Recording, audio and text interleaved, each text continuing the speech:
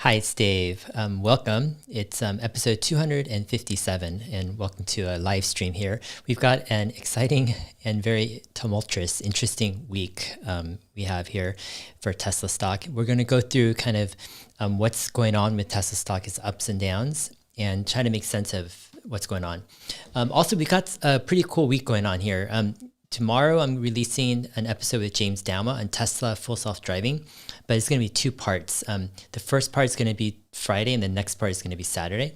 And then the following, on Sunday, I'm going to release a talk that I'll record on Saturday night with Emmett Peppers. And I'm sure we've got a lot of stuff to talk about, especially with the markets kind of going through kind of a correction, and also Tesla going through some downturn as well. And so we're going to kind of sort out those things with Emmett and kind of share our thoughts as well. And so we've got some exciting things going on here. All right, so in this live stream, I want to talk about more specifically what's going on with Tesla stock. We've seen it go from 800 in the beginning of the week to almost 600 and now up to 700, and it's just kind of fluctuating wildly. I'm going to share toward the end some of my bigger picture thoughts on how I handle kind of the volatility with stocks like Tesla, what my emotions, how I handle that, and how I kind of try to hack my thinking through long-term perspective. And then we're going to dive into some of the latest reasons why the stock might be reacting. So Tesla supposedly has shut down the factory for a couple of days. They're limiting Model 3 production a bit for the next couple of weeks. We're going to dive into some of those news and why that's happening, and dive into a little bit of the global chip shortage, as well as the hardware 3 chip shortage as well. So anyways, welcome to the live stream. Join in with the comments, and it's great to have you guys here. All right, so let's go ahead and we'll dive right into some of the stuff that's happening right now.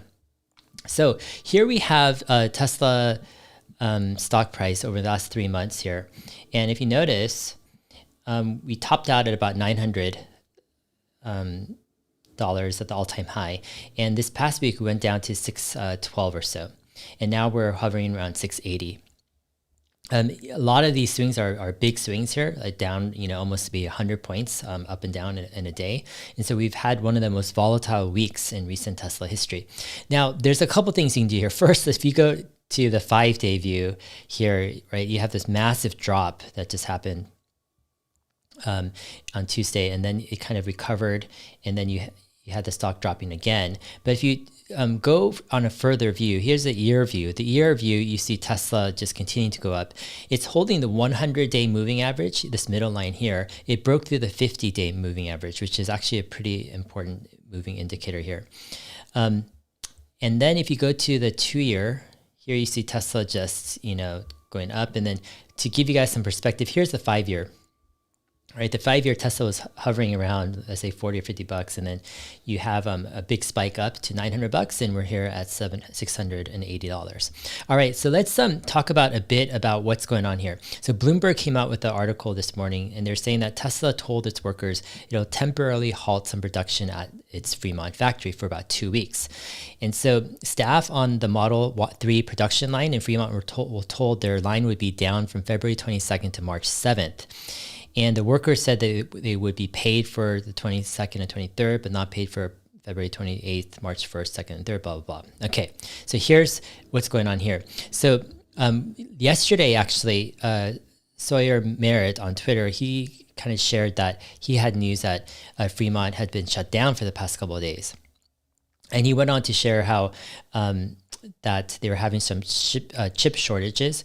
And then here we have David Zhao, a Tesla investor. He also kind of commented that, should I have his tweets here? He commented that he actually saw he took video of, or someone, of the Fremont kind of free parking lot. And he was saying actually that there were actually more cars than the day before. So the day before, actually, there were actually not many cars in the production parking lot. Here's another Twitter follower, Mile Me Battery, says, or Twitter profile says, he can confirm that the Model Y lines are unaffected. So the majority of volume missed from Fremont Model 3 lines will be replaced by inventory from China. So 11,000 at the end of Q4, hence the increase in boats this quarter. So yeah, so it seems like, we'll have Model 3 not shipping to Europe, probably just having Model 3 shipping from China to Europe, and we'll keep the Model 3 production just for the US and Canada. All right, so moving on here, Elon Musk was saying, someone was asking, Dreams of Mars 2049 says, any news on Fremont shutdown? And Elon, this was just less than an hour ago, so 50 minutes ago, Elon said Fremont shut down for 2 days, part shortages, and restarted yesterday. So Elon is trying to give perspective here. So 2 days they did shut down production because of parts, and they restarted production yesterday, but it's unclear if it's going to be limited production, if Model 3 is going to be limited, but it seems like Model Y isn't affected. So we'll see what this means by going into some articles. All right, so let's go back to this article back in April of 23rd of 2019. And here Elon Musk says, Tesla has switched over their self-driving chips from NVIDIA to Samsung. So Samsung is manufacturing the Hardware 3 chips in Austin, Texas. So here's the problem with Austin, Texas. The Samsung factory has been shut down since last Tuesday. So it's almost 2 weeks. And from what I've read, they haven't reached full production back yet. So it's probably about 2 weeks of shutdown that we were seeing at the Samsung Austin factory. And that's where Tesla is making, or Samsung is making, the Hardware 3 chips. And so that is part of the the part shortage that Tesla is dealing with right now. I want to talk about a little bit about this this chip shortage globally, because I think there's some context to what's going on here. Tesla might not be completely affected directly by this, or they might be slightly affected, but I think it's a good backdrop to understand. So there's a global chip shortage that's going on, and according to here, it says people are stocking up, right, on personal computers, electronics, etc., and it's affecting autos as well. Like car sales are spiking as well, going back to pre-COVID, and because of this, a lot of the auto manufacturers are having to halt production because they don't have enough chips. So here it says the first wave of people were buying PCs, monitors, and gear, and then later this fall, they were buying gadgets like game consoles, TV, smartphone, and tablets. And then because of a lot of these semiconductor companies are fabless, meaning they only design the chips and they don't make them themselves.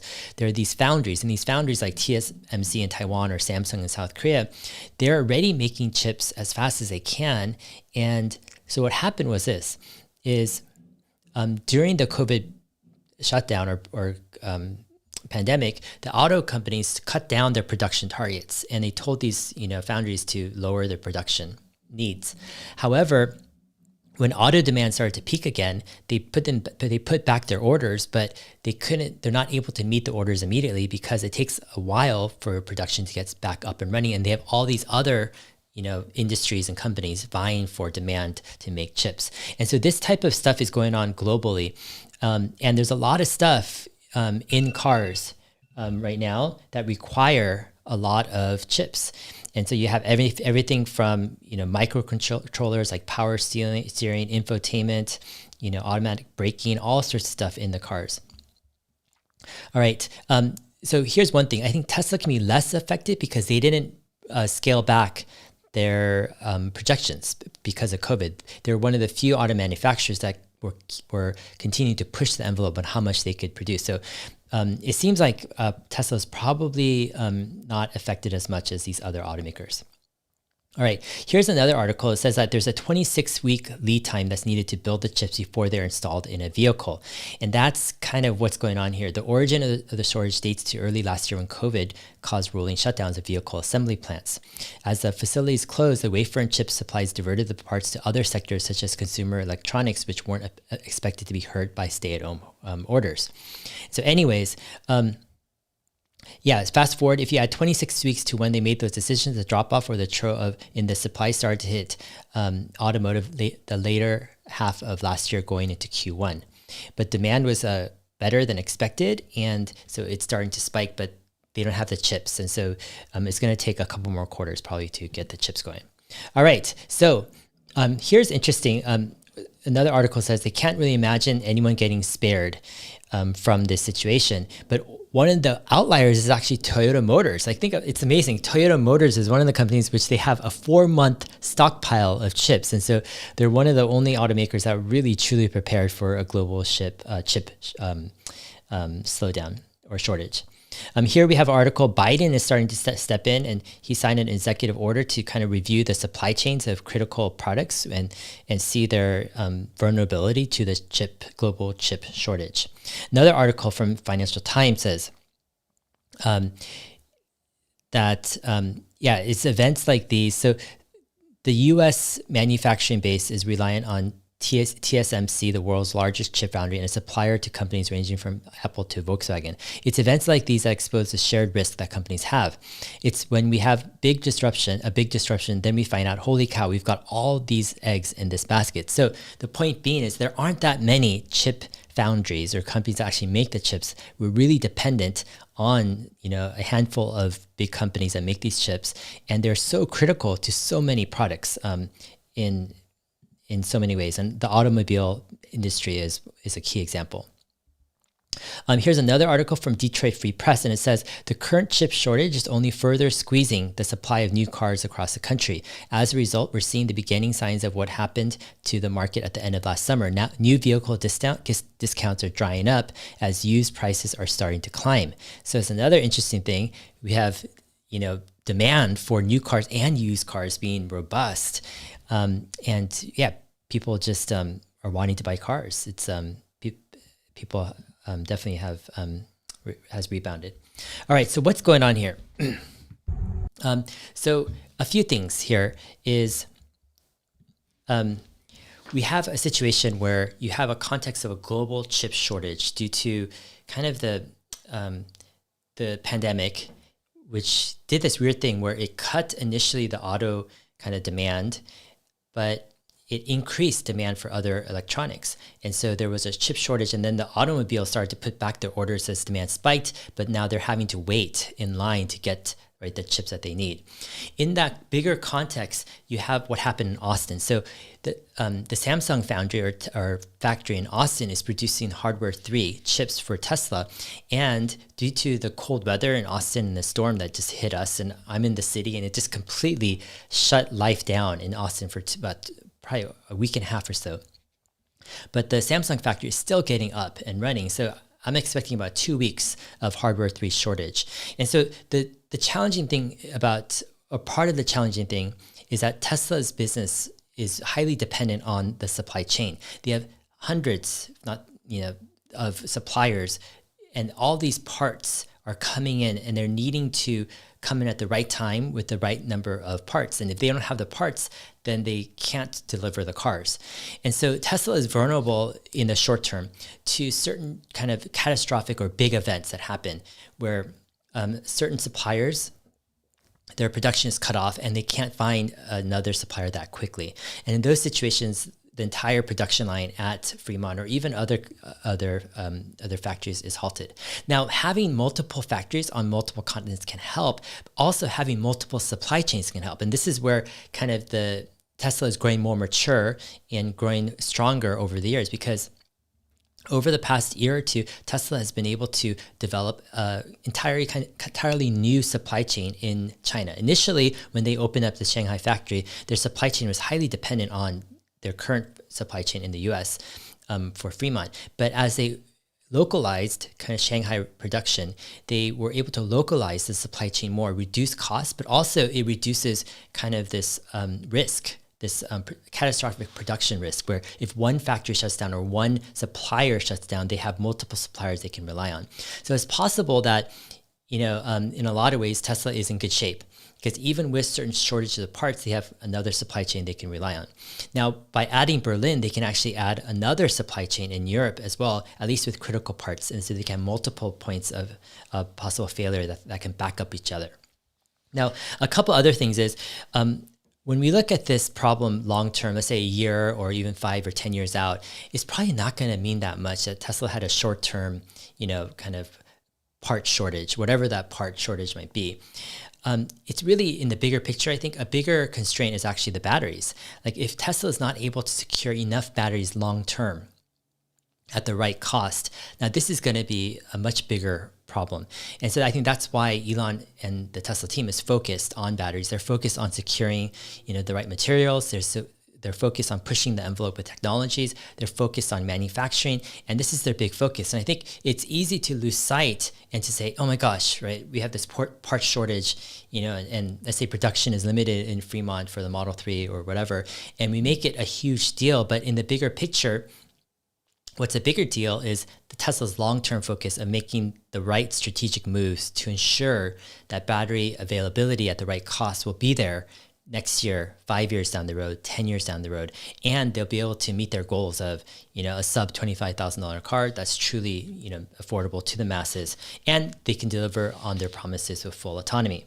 Now, here's a couple other articles here that's kind of not completely related to Tesla part shortage, but Tesla Giga Berlin, according to Tasmanian, will start test production in May and may start full production in July and August. And this is unconfirmed rumors.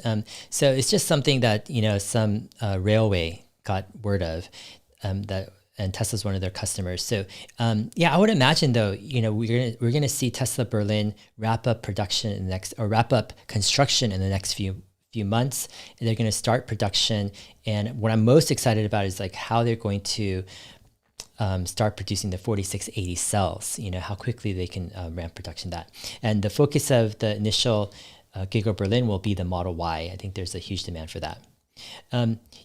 Here's a story from the Nikkei Asia about Samsung having to force or halt their Texas chip operations where the Hardware 3 is located. So anyways, we've got some interesting things going on. I want to share a few last things here. And one of the things is how I, as a investor, handle volatility and what my thought process is. And when I'm seeing this past week, Tesla, let's say, fluctuate very, violently down and then up and then all over the place, it's natural for me to react and to say, oh my gosh, right? And to look at the loss or the gain, right, as the stock goes up and down. However, I kind of have my natural kind of reaction is to try to take a step back and to look at my current situation from a more long-term perspective. So I say, okay, 5 or 10 years from now, what's going on? Like, what's my goal, or where do I want to be 5 or 10 years from now? And do I need to make certain decisions right now at this point? How does that help me to make certain decisions in my investment kind of approach right now? And that's helped me a lot over the years, and it's helped me a lot actually this week. I remember when the stock dropped a lot this week, I think it was probably Monday or Tuesday or so. I remember going to bed thinking, okay, what is kind of the long-term bull case or thing that I'm really counting on Tesla as a Tesla investor? Now, this isn't any financial advice or investing advice. This is just my own kind of, take on things, but I need to hold on to something that I'm like, hey, this is what I'm betting my kind of investment thesis on. So I was thinking, okay, if Tesla can deliver, let's say 5 million cars, let's say in 5-year time period or so, and if they can actually make full self-driving work, which I believe they can, and they can accrue somehow a $10,000 profit per vehicle. Now, this could be conservative based upon how much value a car can give with full self-driving, but it also can be somewhat, aggressive because that's a pretty high net profit margin. Let's say $10,000 off of a $25,000 or $30,000 car. But regardless, let's say conservative, I don't want to say conservative, but let's say they could somehow make it work. A $10,000 net profit off of, 5 million cars, let's say in 5 years or so. I started to go to sleep with that thought this past week, and just every time I would kind of wrestle in bed, I would go back to that thought, 5 million cars, $10,000 net profit. And if you think about what that means, right? So 5 million cars at $1,000 net profit would be $5 billion of net profit. And then if you do 10,000 net profit per car, that's $50 billion in net profit. And if you think about $50 billion in net profit, that's pretty crazy, right? That's in 5 years. And what multiple would the market give off of a company that could do $50 billion in net profit, but would be growing very fast still, right? Let's say they're on their road to 20 million vehicles by the year 2030. You would probably give them at least a 40 or 50, let's say a 50 multiple or so. And if they got a 50 multiple off of $50 billion, that would be a $2.5 trillion market cap. Now, obviously, this is up for debate. I'm not going to say this is guaranteed by any means. Like none of this stuff is guaranteed in investing, right? And that's the risk of investing. It's all about one's own personal take and conviction and angle with investing. And there could be times where everyone is wrong about a stock too, you know? And I'm not going to predict a price or a market cap valuation and tell people to buy or to sell or whatever. That's up to everyone's own personal situation. It's just that in my view, or when I wrestle through this week, I'm looking for more of a long-term idea to hold on to. What do I know about the market or about Tesla's trajectory and future that other people don't? Tomorrow, I'm releasing a video, and the next day with James Dalma. One of the reasons I'm having James Dalma on my channel very often this month is because I think full self-driving is something that is going to be crucial to understanding Tesla. And without understanding full self-driving, the technology behind it and its competitors and what it means to Tesla long-term, I don't think you can really understand Tesla. I think in a lot of ways, the 2020s, this decade of Tesla, is going to be the decade of autonomy, of full self-driving. I think if the 2010s for Tesla was kind of ramping full production of the Model 3, let's say Model Y, so they're becoming a real car company. I think the 2020s is Tesla moving from just being a so-called car company and now moving into this completely different industry, which is full self-driving. And if you think about the magnitude of change of moving from a static kind of dumb car, like you think how dumb a car is in the sense of it can only do what you input it to do, right? And it's just a hunk of metal with a bunch of mechanical parts, and you know, it's very limited in its application and its usage, yet it gives us a decent amount of value because it takes us places with transportation, but it's very reliant on us. Now, if you contrast this to the coming smart car revolution, so this is the change that we're in the middle of, or the very beginning of this transition, where the car is starting to move to a device that is actually very smart, and is actually could be smarter than us driving, meaning it could be safer than us driving. Now, when that happens, the car becomes a valuable asset, so much more valuable than a dumb car, which is reliant on you to input all the driving. Now the car can take on that responsibility of driving, freeing you up to do a multitude of various things. And it opens up a ton of different applications for cars and transport altogether. I mean, it's going to be probably one of the biggest transformations in our society, the move to autonomous driving. And I think what Tesla is, and this is how I look at it, as an investor in Tesla, the next decade is really investing into autonomous driving and what that future holds. And so anyways, I got 2 episodes coming up. I think it's going to be awesome. I learned a ton from James Dalma. I want to encourage you guys to do that. So anyways, just wanted to thank you guys for being part of this whole thing. And I know it's been, a tumultuous week, and I have no personal things of like, hey, buy or sell or whatever. It's more of how I'm processing the moment, how I'm going through, the information. Like, for example, I go through the news, I read through the news, I go, okay, there are some risks here. I need to weigh the, both sides, short-term, long-term, etc. I also have to weigh, valuation for Tesla, but also the long-term prospects of the company. And otherwise, for me, I look at the brighter side of life, right? I mean, it's about relationships, it's about people you care about. It's about, being in the right place yourself and in the place where you can, find gratitude and find appreciation in everything that you do. So anyways, hope you guys have a great week, and we'll see you guys in my next video. Thanks.